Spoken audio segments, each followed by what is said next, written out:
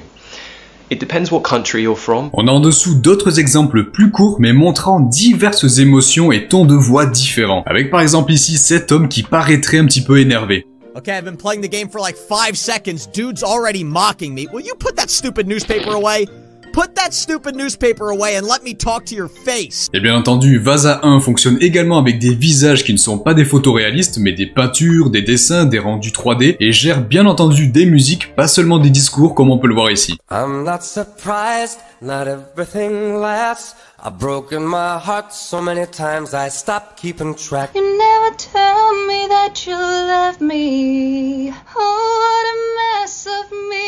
Yo, I'm a paparazzi. I don't play no Yahtzee. I go pop, pop, pop, pop, pop, pop. My camera's up your crotch. See, I tell the truth from what I see. Mais surtout, là où Vasa 1 se démarque d'autres solutions qu'on a pu voir, c'est le contrôle possible des mouvements générés. Par exemple, ici, on a un même discours utilisé, mais 4 générations différentes. Sur la première, la femme doit regarder la caméra. En deuxième, elle doit regarder à gauche, à droite ensuite, et enfin au-dessus. I would say that we as readers are not meant to look at him in any other way but with disdain, especially in how he treats. Bon, l'exemple suivant nous montre différents zooms possibles, mais le plus impressionnant est le dernier où Vasa 1 permet de manipuler l'émotion sur le visage de la personne, avec en premier un homme neutre, puis content, énervé et enfin surpris. Voyons un petit peu ça. You stand up all the time. I'm a stand-up comedian, improviser by trade. You had me on one of the most fun experiences of my life as I was on the show in Chicago. Vasa 1 génère des vidéos en 512 par 512 en 45 images par seconde. Il me semble qu'il s'agit là du modèle en proposant le plus à ce niveau-là, une véritable fluidité dans la vidéo. Bon, par contre, ne vous attendez pas à voir Vasa 1 débarquer. Microsoft a bien conscience du danger que peut représenter une telle technologie pour les deepfakes notamment, et conclut donc cette présentation en indiquant ne pas du tout prévoir de sortir une quelconque démo, API, produit ou implémentation de Vasa 1 pour le moment. Pour le tuto d'aujourd'hui, on va utiliser un outil d'IA de Meta. Étant donné qu'on va en parler juste après, on reste dans le thème, on va utiliser AudioBox. Pour ça, on va se rendre à cette adresse que je vous mets en description et sélectionner Your Voice. Vous branchez un micro et vous appuyez sur Record Your Voice. Et vous allez avoir une phrase générée en anglais à dire pour enregistrer votre voix. Donc pour commencer, vous appuyez sur Record Your Reading et vous lisez la phrase en anglais du mieux que vous pouvez. Et une fois que c'est enregistré, vous appuyez sur Create This Voice. Et voilà, une fois que l'enregistrement est correctement validé, AudioBox va vous permettre d'écrire des phrases en anglais juste en dessous qui seront générées avec votre propre voix. Et voilà, en quelques secondes et étape très simple, vous avez votre clone audio en anglais prêt à parler à votre place. Et comme promis, on passe à Meta qui a enchaîné les grosses annonces cette semaine et qui vient clairement sur le devant de la scène volant la vedette aux autres acteurs de l'IA. Et oui, la maison mère d'Instagram, Facebook ou WhatsApp avait déjà une place particulière dans le monde des modèles d'intelligence artificielle après avoir publié gratuitement en open source Llama 2 l'année dernière. Et bien sûr, le successeur Llama 3 était très attendu au vu des avancées des autres concurrents comme OpenAI, Anthropic, Google ou Mistral pour ne citer que. Et bien, c'est chose faite, Meta a publié Llama 3. Mais juste avant d'aller voir ensemble, une autre annonce a attiré mon regard de la part de Meta avec Meta Horizon OS. Et oui, l'entreprise n'a absolument pas abandonné ses projets de réalité virtuelle. Après tout, elle est passée du nom de Facebook à Meta, c'est dire les ambitions par rapport à ce genre de technologie. Mais cette fois-ci, Meta adopte une toute autre stratégie. Au lieu d'absolument essayer de vendre leur casque MetaQuest 3 avec leurs solutions logicielles, leurs applications et tout ce qui va avec uniquement dans leur casque, ils reprennent une stratégie qui a été payante pour Google à l'époque. Meta veut faire de son système d'exploitation Meta Horizon OS l'Android des systèmes de réalité mixte. Si Android a permis à Google de s'immiscer sur des milliards de smartphones et tablettes à travers le monde et les années, Meta compte bien faire de même avec son système Meta Horizon OS en le rendant disponible à d'autres marques et constructeurs. D'ailleurs, Meta annonce déjà de gros partenariats, notamment avec Asus Republic of Gamers, Lenovo juste en dessous, ou encore Microsoft avec sa branche Xbox. Il précise même qu'un casque MetaQuest édition limitée Xbox est en préparation. Une nouvelle stratégie qui risque donc de faire adopter bien plus facilement le système de Meta et le rendre petit à petit indispensable comme le fait déjà Android sur nos smartphones face à Apple. À noter quand même que Google prépare aussi son propre système d'exploitation Android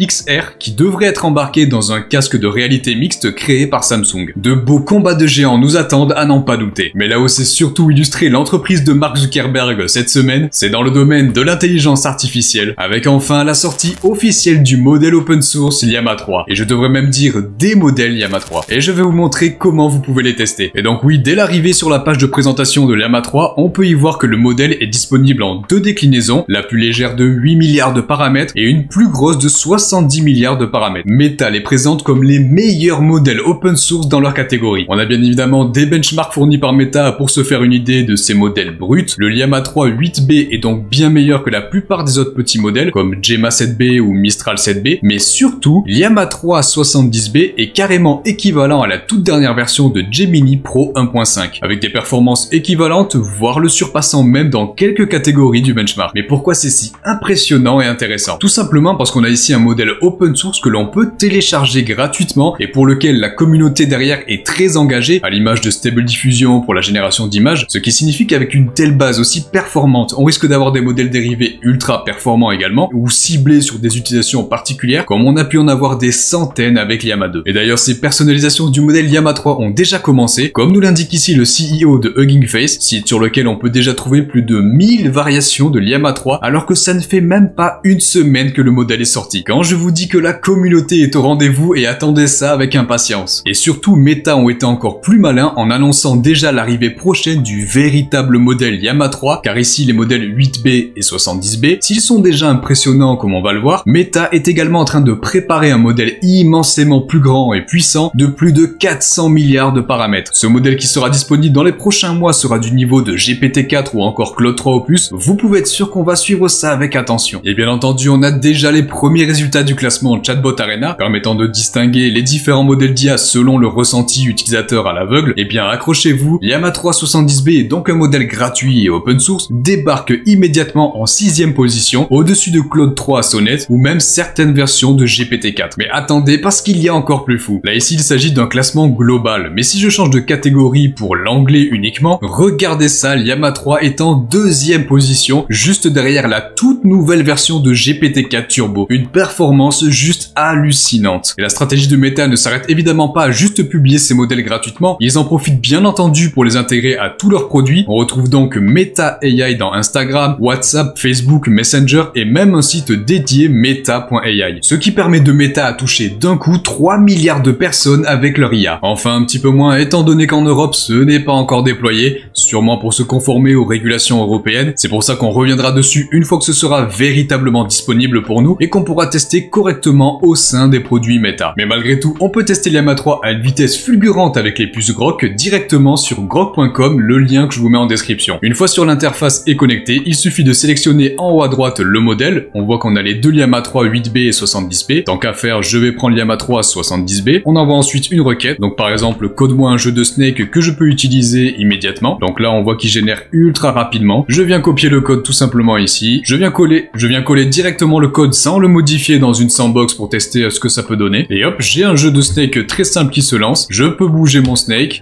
hop, avec les flèches du clavier directement. Donc en une seule requête, j'ai réussi à avoir un petit jeu. Bon, par contre, je suis très nul au jeu de Snake apparemment. Bon, c'était une démo très simple et très certainement buggée, mais c'était en une seule requête et généré en quelques secondes seulement, donc largement améliorable. Vous devez absolument aller tester ça pour vous faire votre propre avis. Et voilà qui conclut notre récap hebdomadaire des Actu Tech et IA. Je vous souhaite à tous une excellente semaine, c'était le Bretzel, à très vite.